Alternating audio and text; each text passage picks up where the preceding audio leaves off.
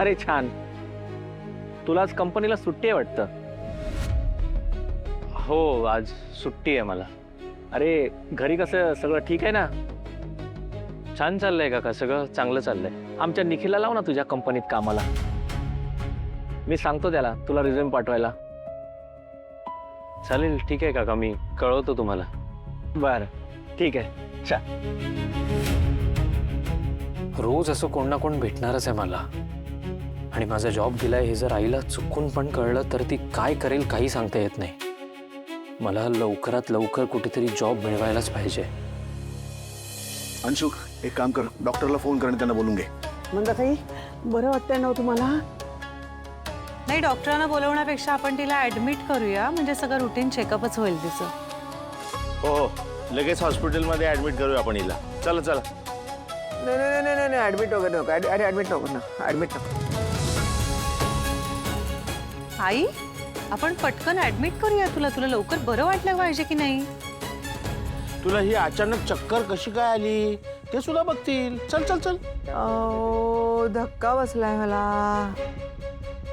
अगं तुझ्या वागण्यानं आम्हाला रोज धक्के बसतात. आम्ही बरे बेशुद्ध नाही पडत. नका हो टोमणे मारू, नका हो. स्वानंती, मी काय म्हणते, नको ना, त्यांची तब्येत बरी नाहीये, बघतोय ना आपण. मी काय म्हणते, डॉक्टर येतील ना घरी, काय समज? थोडं थांबा सोनंदी मॅडम, त्यांना थोडा वेळ आराम करू दे, मग आपण बोलूया. आपण तुम्ही एक काम करा, तुम्ही त्यांना रूम मध्ये घेऊन जा, तोपर्यंत मी डॉक्टरला बोलवतो. नको डॉक्टर नको. हो तेच, म्हणजे मी जरा पडले ना रूम मध्ये, घेऊन बरं. मला कोणीतरी आधार द्या रे.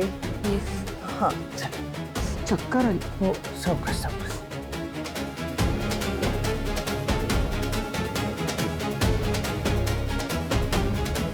आई साहेब, माफ करा मला, पण मी हात टेकले त्या बाईसमोर. माफी का मागताय बाबा?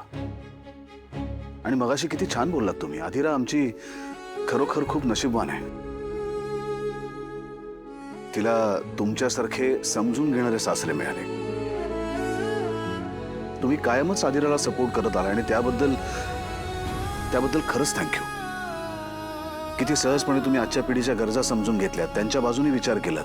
हो, असं का म्हणता? ते आमचं कर्तव्यच आहे ना. नाही, मला तर मोठेपणच वाटतो तुमचा.